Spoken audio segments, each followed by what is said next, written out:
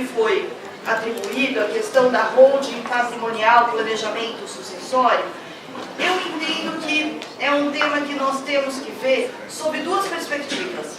A perspectiva empresarial, um planejamento sucessório do ponto de vista empresarial e pessoal. Ou seja, no caso empresarial, a gente está falando da sucessão por questão de alienação. E alienação de uma empresa ou alienação do negócio, vamos ver aí as questões que impactam essa definição. E no âmbito pessoal, a sucessão causa-morte e a sucessão em vida, que também vamos ver. E, só lembrando a todos, como tributaristas que somos, quando alguém perguntar para vocês se existe vida após a morte, digam que sim, porque o nosso registro de contribuinte não acaba com o falecimento. Existe vida após a morte. Então, existe vida fiscal após a morte. Bom, vamos começar vendo a parte empresarial. E na parte empresarial, quando a gente fala em planejar a sucessão, a gente olha três possibilidades. A possibilidade da venda de uma empresa como um todo, a venda de ativos ou a venda de uma nova empresa. E vamos entender em que ponto da história e cada um disso é afetado pelo fato de eu ter ou não ter aí holdings. Na questão empresarial da venda direta da empresa, na medida em que eu estou alienando a empresa que já existe, essa empresa ela continua com todas as suas contingências, permanecem dentro da pessoa jurídica. E um ponto importante e frequente muitas vezes as empresas que vão ser vendidas, elas pertencem a grupos familiares ou a grupos multinacionais e internacionais. E eu ter uma holding entre o proprietário final e a empresa operacional implica uma diferença tributária significativa. Se eu faço alienação pela holding, eu estou sujeito a uma tributação justamente do imposto de renda, contribuição social sobre o lucro líquido. E, ao passo que se eu faço a venda por pessoa física ou não residente, desde que não esteja no paraíso fiscal, a minha tributação ela fica reduzida aí para 15% a 22,5%. Se for paraíso fiscal, seria 25%, sem uma progressividade, já seria um valor fixo de 25%. E, quando eu olho a legislação, a lei me diz que eu posso fazer reduções de capital a custo ou a mercado. Então, a discussão toda, quando eu tenho uma holding, tenho uma empresa operacional e tenho um acionista, que ele é pessoa física ou não residente, que está sujeito a uma tributação menor no ganho de capital, se fazer uma redução de capital da holding, entregando a empresa operacional para os acionistas finais, se isso seria um mero exercício do direito ou se seria um procedimento dito abusivo no sentido do que vem se discutindo no âmbito do CARF, do que vem se discutindo aí nas autuações fiscais, que seria um abuso eu fazer uma operação cujo principal objetivo seja aí a redução da tributação. O que a lei me fala? A lei ela me permite fazer a redução de capital a custo ou a mercado, me dá essa opção de escolha, então a opção da escolha é do acionista, e isso está muito claro quando eu tenho a dicção aí do artigo 22 da lei 9249. Posso fazer a custo, posso fazer a mercado. Se for a mercado, a empresa operacional, ela vai pagar o imposto sobre ganho de capital. Então, é uma opção do contribuinte.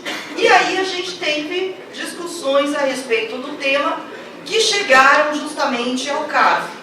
E aí eu trago algumas decisões interessantes do CARF, em que o CARF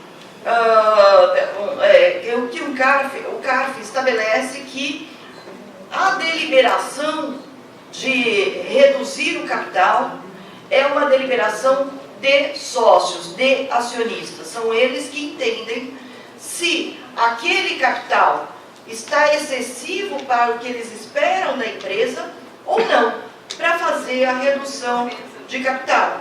E, portanto, seria o exercício de um direito previsto em lei. Seria o exercício aí desse direito. Até a parte em vermelho da decisão, talvez nem todos consigam ler porque a letra ficou um pouco pequena, ele fala justamente que aprovada a deliberação da redução do capital social, a entrega dos bens e direitos a acionistas em devolução do capital pode ocorrer em conformidade com o que dispõe o artigo 22 da 9249. A alegada motivação exclusivamente tributária não pode ser equiparada à falta de propósito negocial, ou seja, ausência de causa. Justamente porque, ao longo da decisão, ele diz que quem deve decidir se é cabível uma redução de capital ou não são os acionistas, são os sócios, são os proprietários da empresa, né?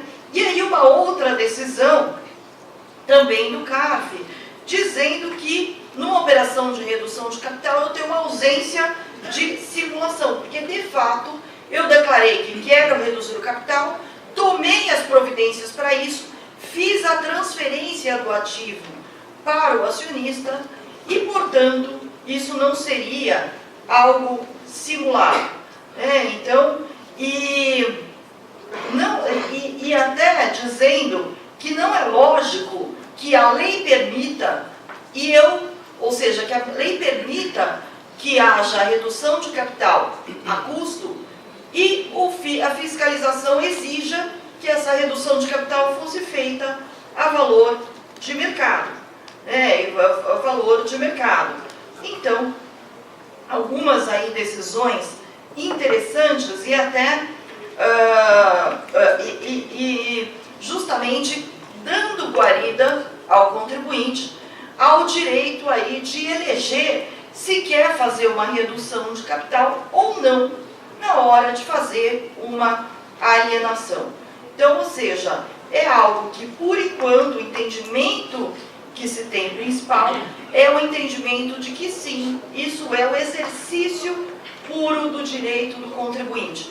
Não é entre aspas, um planejamento tributário abusivo, porque eu só estou exercendo o que a lei me permite, né? Outro ponto, quando eu planejo a sucessão empresarial, o ponto importante diz respeito às contingências tributárias. Por que isso? Porque tudo que eu entregar para o comprador de contingência tributária, ou ele vai deduzir o preço, ou ele vai fazer uma conta garantia, as famosas escrow accounts, para poder se ressarcir caso haja materialização das contingências. E aí, eu tenho uma vantagem quando eu falo de venda de ativos.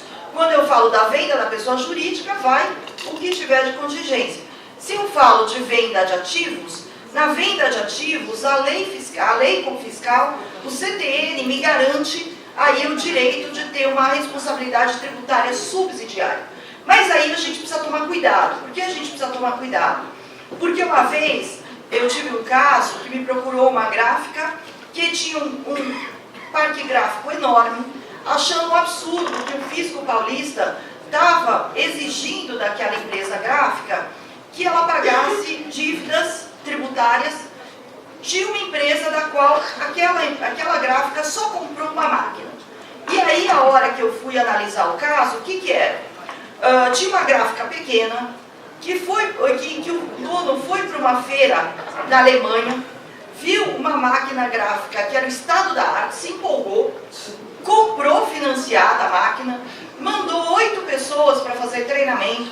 Então a máquina era uma maravilha, só que ele não conseguia dar vazão à capacidade produtiva da máquina, ele não tinha demanda suficiente e estava se afundando porque a máquina era financiada, então ele não conseguia pagar a máquina.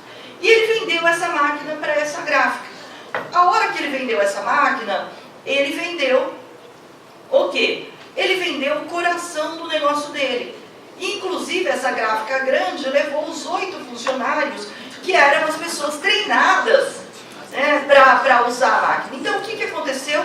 O que parecia ser a compra de uma máquina só, na verdade, foi uma compra de fundo de comércio e, portanto, de fato, aquela empresa compradora sucedeu a empresa pequena, porque uma vez vendida a máquina e entregue os 8 funcionários, o sujeito foi e liquidou a empresa, né? Ou seja, não tinha aí uma sucessão subsidiária.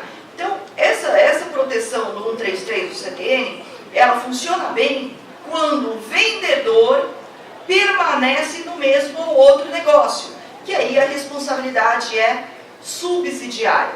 E nesse ponto de sucessão aí subsidiária, significa que eu tenho direito, né, a pedir, determinar que o fisco primeiro cobre o devedor original, depois me cobre.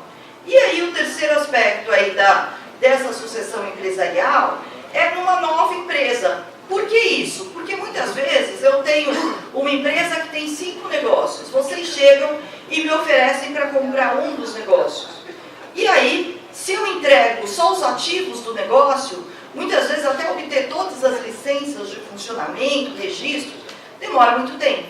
Então, o que é normal nas operações de compra e venda é que você faça uma nova empresa com aqueles ativos.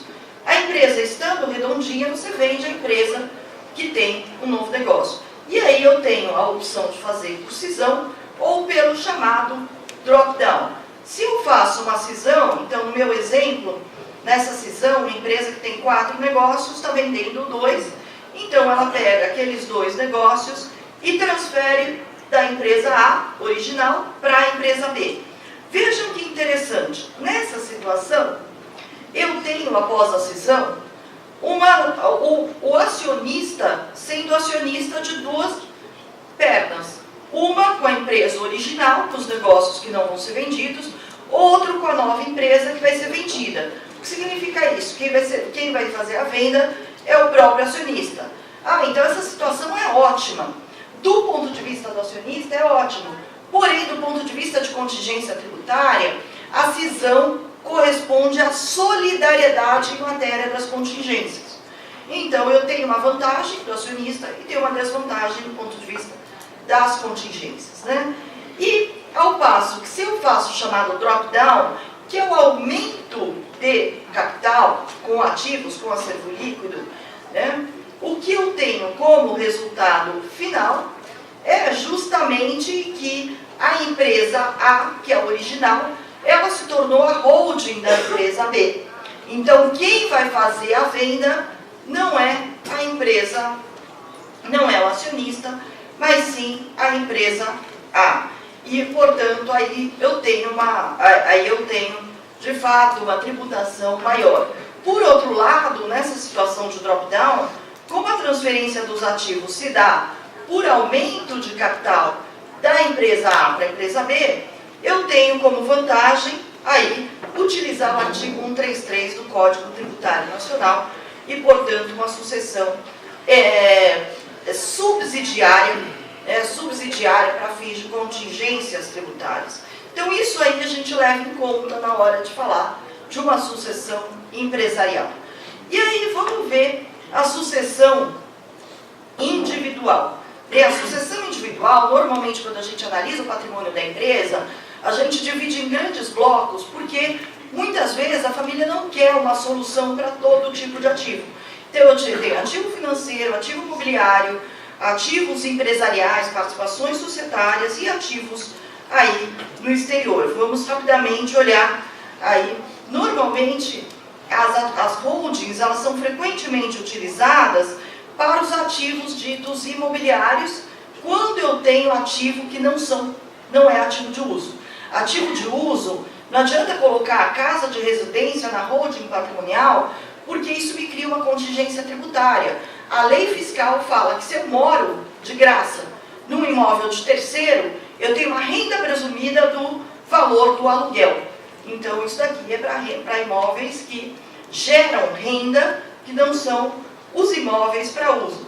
E a outra situação de holding em matéria de individual é para fins de governança corporativa. Por quê? Porque aí eu mantenho as discussões de família num nível acima da atividade operacional. E regulamento isso, a convivência da família, por meio aí de acordos de acionistas. Eu tenho tanto, se eu olho os grupos empresariais brasileiros, eu tenho tanto a formatação de ter uma única holding para todo mundo, e aí os grupos familiares, né, participam direto dessa holding, ou quando a família começa a ficar muito grande, porque eu estou na segunda, terceira, quarta geração, é comum você ter uma holding familiar e uma holding empresarial. E aí a holding, daí as discussões daquele ramo familiar ficam naquela holding daquele grupo específico. Eu tive um caso no Nordeste, por exemplo, que o que a gente fez é que cada uma daquelas holdings, 1, 2, 3, tinha direito a um único voto. Então, eles eram obrigados a se compor dentro da família, caso contrário, eles ficavam sem votar. Então, é dessa questão corporativa, governança corporativa, pode ser muito interessante. Mas daí chega o momento da venda, eu tenho holding no meio, que eu preciso, que eu tenho direito, como a gente tem visto, de fazer reduções de capital para poder chegar aí ao acionista, né? E para falar da sucessão tributária, né, eu tenho que pensar em duas coisas. Primeiro, no imposto sobre sucessão, né? Em São Paulo, o ITCMD, que é o nome completo, dependendo do estado, tem aí uma denominação diferente, e o imposto de renda sobre o ganho de capital. E aí a discussão que se coloca em matéria do patrimônio familiar é se eu faço ou não adiantamento em vida. Se é possível fazer a doação de 50% para quem eu bem entender, né? E outros 50% fazer a doação para aqueles que são os meus sucessores obrigatórios, né? São meus herdeiros necessários por lei. E eu posso fazer uma doação livre ou uma doação com reserva de usufruto, no qual eu tenho todo o controle até o falecimento. E só que tem que lembrar que eu tenho o uso e o fruto, não a propriedade. Se eu for fazer uma alienação, aí quem recebe o dinheiro é o donatário e não mais o doador. Então, quando me perguntam se eu antecipo ou não em vida, eu sempre digo para as pessoas que do ponto de vista tributário, vale a pena. Por quê? Porque no Brasil a gente tem a menor tributação de sucessão, né, se comparado com países da América Latina, não estou nem comparando com os Estados Unidos, Canadá e tudo mais. Então, se eu olho, projeto a longo prazo, considero que a pessoa vai viver mais 20, 30 anos, chance do ITCMD, ITCD está maior daqui a 20, 30 anos, óbvio que é muito maior. Porém, eu tenho que também mostrar para ele que é uma questão de mentalidade, o bem deixa de ser dele. Então, ele não pode mais dizer, é tudo meu. Não, é tudo sob o seu controle se tiver usufruto. Mas, não é só dele. E o outro ponto é que, tal como no caso da redução de capital, na sucessão, também eu tenho a permissão de transferir a custo ou a mercado, né? Tenho até uma discussão se essa permissão seria só para doação em adiantamento de legítima e causa-mortes. E aí a doação pela disponível teria que ser a mercado. Bom, eu entendo que é para os dois. Por quê? Porque também não tem uma lei que fale que doação da disponível eu tenho que doar mercado. Então, eu não sou obrigado a usar mercado se eu não tenho uma obrigação legal a respeito disso, né? Se eu doar mercado, me gera um ganho de capital. Se eu doar a custo, a pessoa recebe o bem a custo e o ganho vai ser lá na frente quando se realizar o bem. E aí, dependendo do bem, vale a pena utilizar mercado. Vale muito a pena, quando eu vejo doação de imóvel, entrar no programa da Receita Federal e calcular quanto seria o ganho de capital. Por quê? Porque imóvel, quanto mais antigo, menor o ganho de capital que eu tenho. Então, muitas vezes, eu vejo pessoas que vão fazer a doação do imóvel residencial, do imóvel comercial, do sítio, da fazenda, o que seja, que está há 30 anos na declaração daquela pessoa e faz a doação a custo. Não, peraí, vamos olhar, que muitas vezes vale a pena fazer isso no mercado. Recentemente eu tive um caso que era a sucessão causa-mortes, tá? Em que foi feita uma análise num espólio que tinha a bagatela a custo de 80 milhões de reais de imóveis, né? A hora que eu jogava mercado, esse valor ia para 400 milhões, só que a base de cálculo da sucessão a mercado, porque eram imóveis muito antigos, foi de 30 milhões. Então a família achou ótimo pagar imposto sobre ganho de capital sobre os 30 milhões e receber os imóveis reavaliados. Por quê? Porque aí cada um era sucessão causa-mortes. Né? O patriarca gostava, achava que tinha que acumular imóveis e tudo mais. Muita gente mais, vamos dizer, acha importante ter mais imóveis do que aplicação financeira. Só que tinha alguns dos beneficiários, dos herdeiros, que se não vendesse imóvel, não tinha dinheiro para pagar o IPTU todo ano. Porque, óbvio, o IPTU é com base no valor venal, não com o valor do custo de imposto de renda. Então, o que a família fez, decidiu, foi transferir tudo ao mercado para poder fazer alienação e aí né, fazer caixa sem pagar novo imposto, aproveitando essa redução aí de capital. Por fim, a questão da sucessão dos bens localizados no exterior, que eu posso ter aplicação financeira direta, participação societária, ou seja, uma holding no exterior, com investimentos financeiros, imobiliários ou operacionais, e benefícios aí de trusts ou fundações. E também no caso do exterior, eu posso optar por transferir a custo ao mercado, né? E lembrando que do bens do exterior eu tenho uma diferença, que é que eu tenho que olhar o carimbo do dinheiro. Se aquele patrimônio foi adquirido com dinheiro amealhado em reais no Brasil, ou se foi amealhado fora do Brasil. Por quê? Se eu comprei uma aplicação financeira com dinheiro que eu recebi das aulas que eu dou na Universidade de Zurique, o que é isso? É uma aplicação financeira feita com recursos originários em moeda estrangeira e esse dinheiro está isento da variação cambial, da tributação sobre variação cambial. E nos outros casos, né, se a origem é reais, eu tenho que tributar a variação cambial e aí eu tenho que tomar esse cuidado na hora de estabelecer aí a sucessão.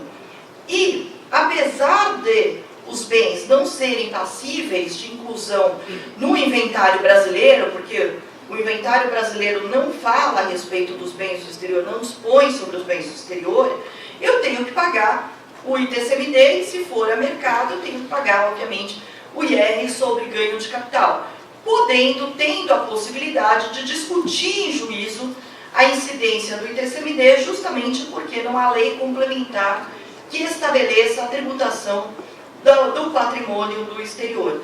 E, a partir da transferência, eu tenho que lembrar de sempre fazer a declaração do Banco Central e a declaração de incluir na declaração de bens. E outro ponto que eu esqueci de comentar, só para finalizar, é que existe uma diferença grande de base de cálculo de imposto de renda e ITCMD.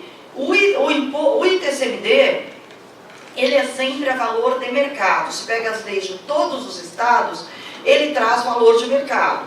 No caso de holding de empresas, ele normalmente fala que o valor de mercado é o valor de bolsa, ou na falta do valor de bolsa, o valor de patrimônio líquido.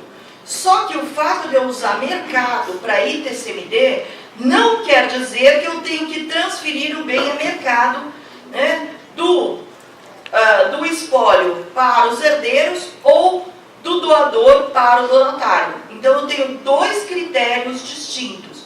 Eu escolho, para fins do instrumento, né, de sucessão, eu escolho se eu vou usar custo ou mercado, a minha conveniência, porque é uma previsão legal, e para fins de ITCMD, eu tenho que usar mercado e, inclusive, na maioria dos estados, eu tenho que submeter à avaliação da própria Secretaria da Fazenda, que me diz qual é o correto valor de mercado, mas são critérios distintos e independentes. Efetivamente, para fechar, em matéria de instrumentos fiduciários, a gente não tem lei no Brasil, não tem lei sobre trusts no Brasil. E fundações nossas são usadas sem fins lucrativos, não uma fundação no sentido fundação patrimonial que se tem fora do Brasil.